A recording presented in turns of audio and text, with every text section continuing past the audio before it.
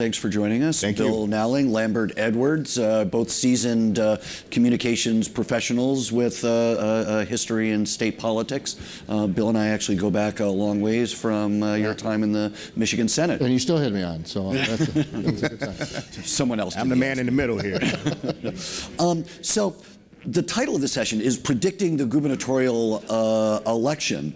And considering what we've seen in 2016, you know, can we really predict a race, both the primary and the general, this far out? And let's start at the far end with Bill. Well, I think if you're looking for a prediction, I think you have to go back in the past and look at how the races, both in Michigan and nationally, set up in 2010. Obama had negatives that were in the 40s, and there was a net 900-seat swing in legislative races across the United States. It was a big year for Republicans.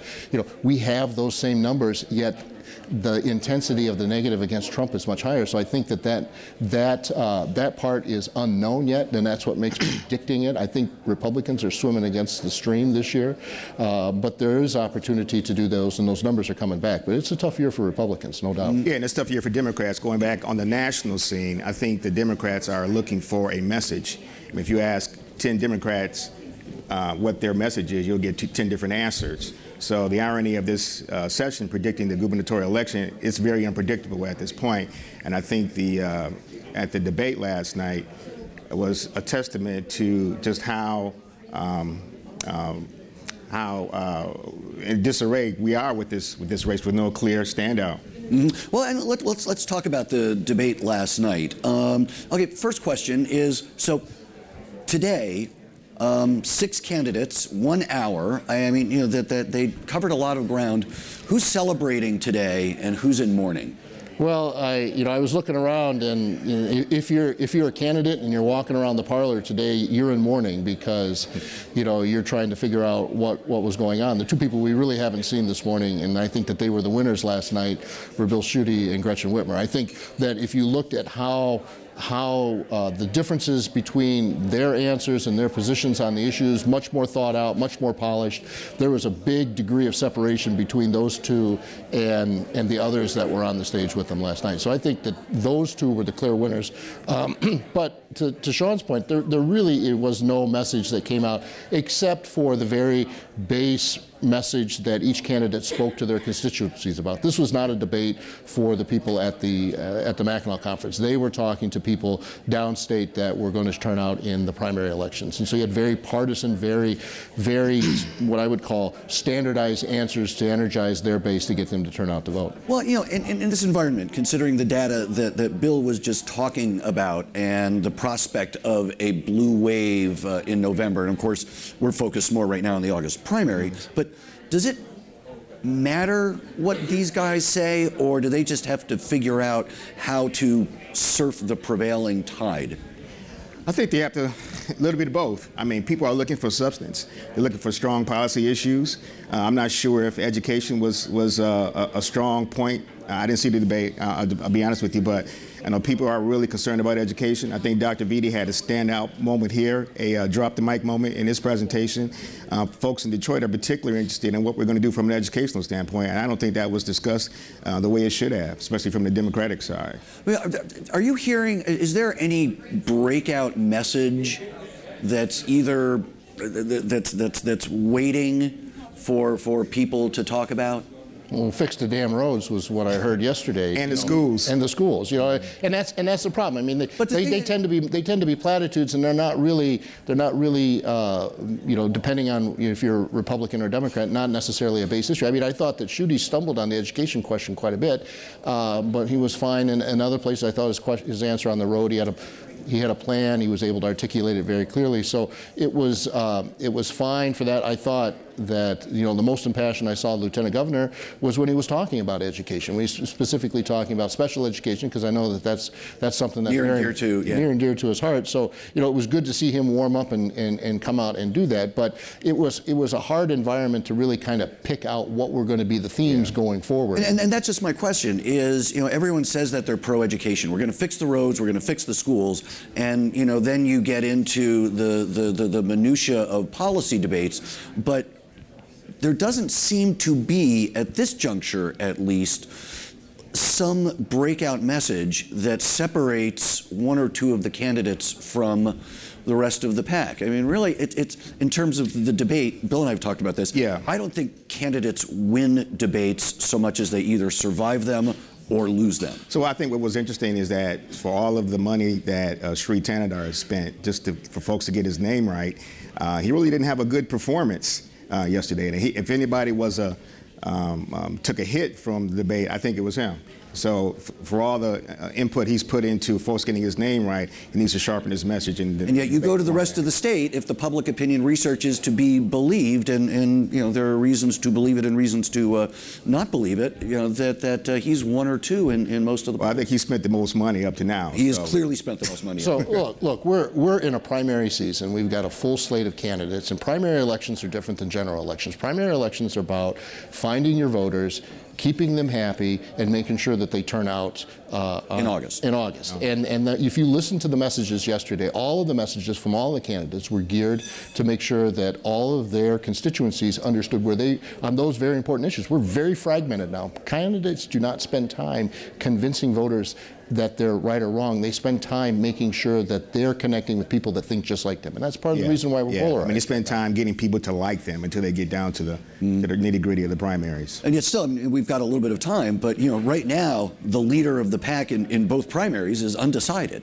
Yes. You know? Yeah. So, but that's always the case. And, yes. you know, as people kind of spill off in those polls of saying I'm not going to vote, you know, you start to see how that shapes up. I'm not so much worried about polls at this point. You know, you look at the candidates that have the strongest machine. Good candidates win elections. You know, right. Bill Schuette, Gretchen Whitmer, they're good candidates. You know, as I said, it's like playing Alabama. These teams are going to be well coached.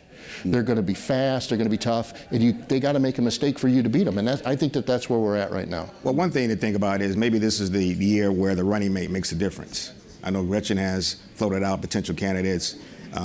It would be critical for her. Syed has also set up a process for. He set up a process, though, but maybe this is the year where the running mate really makes the difference on who that standout candidate is. Well, there can, but what would a running mate? How would a running mate be a game changer? Like I'm thinking back to when Jim Blanchard was running to replace Bill Milliken, and he bought himself some gravitas by putting veteran Congresswoman Martha Griffiths on the ticket. That's the last time I can remember a running mate really being a game changer. Only three things happen when you name a running mate, and two of them are bad. So, you know, it's like your debate theory is that you survive it. You get somebody that's not going to weigh you down, it's not going to do that in there. But it's really and it's not going to outshine you. Yeah, you don't want somebody to outshine you either. So there's a sleeping giant in Detroit, a regional Southeast Michigan, that hasn't been awoken probably since the Obama election. So that running mate, perhaps like a Garland Gilchrist, who was kind of trotted out early as a potential running mate, could be the person that connects her to the community and really gets people excited about her candidate. Well, looking ahead to November, if Democrats are going to win, Democrats are going to have to deal with their turnout problem. And that's exactly what you're talking about. Exactly. Getting these folks out, because as we know, Southeast Michigan can make a difference and be the deciding vote for the election. Yeah, John Boehner referenced it in his talk. He said that elections are decided by people who show up. Right. Absolutely. And pollsters don't necessarily do a good job of identifying the people who are going to show up. Well, because you don't know they're going to show up until they do. Exactly. Exactly. So,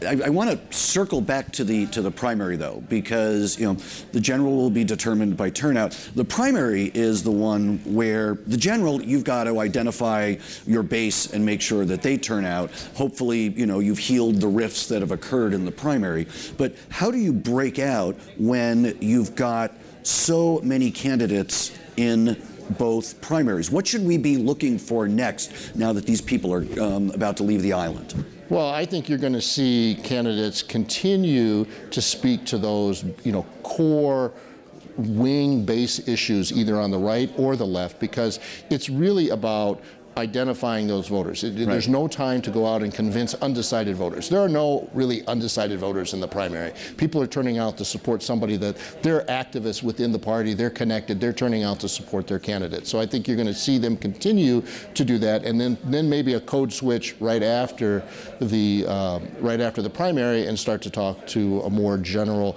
Michigan electorate audience. But some of the candidates are speaking more to a grassroots audience. I'm thinking in terms of Shri, Tanadar, El Sayed, and Gretchen, really striking a chord with some of the grassroots audience as well. Mm-hmm. Well, you can buy name ID. You can't buy organization, although you can buy part of, somewhat, by part of it. But you can't buy organization. Who's best organized right now?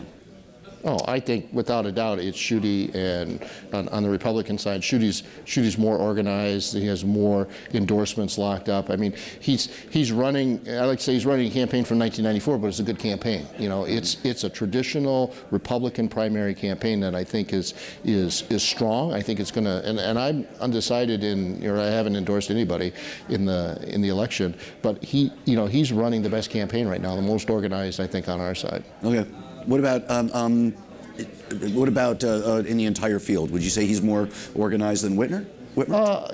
To me, it just seems a little more organized than Whitmer. I'm not that familiar with Gretchen's campaign structure, but there's time for her to lock that in before the general campaign starts. Yeah, I would agree to some extent though, but she is very organized. She just needs to be more stronger in the Detroit market. Mm-hmm. And how does she get stronger in the Detroit market? Well, it could go back to that running mate. It could go back to make some selective hires of her campaign team, strengthening that campaign team in Detroit, though. But she has a pretty good team, just need to shore it up in Detroit.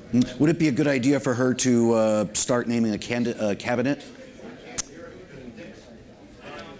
Probably not this early in the game. I mean, it would be a little nerdy, but it would also be a little bit bold. Yeah, I wouldn't do it this early, but probably closer to the primary, which really try to get those voters out. Maybe a good opportunity. Yeah, I mean, look, at this stage of the game, no matter if you're running for governor or state legislature, it's knock on doors, raise money, talk to voters. Yep. Get up the next day, do it again. And that's what they need to be doing right now. Okay, so I'll start with you. Generic Republican candidate going into the primary, leaving the island. Bill, what's your advice for them now?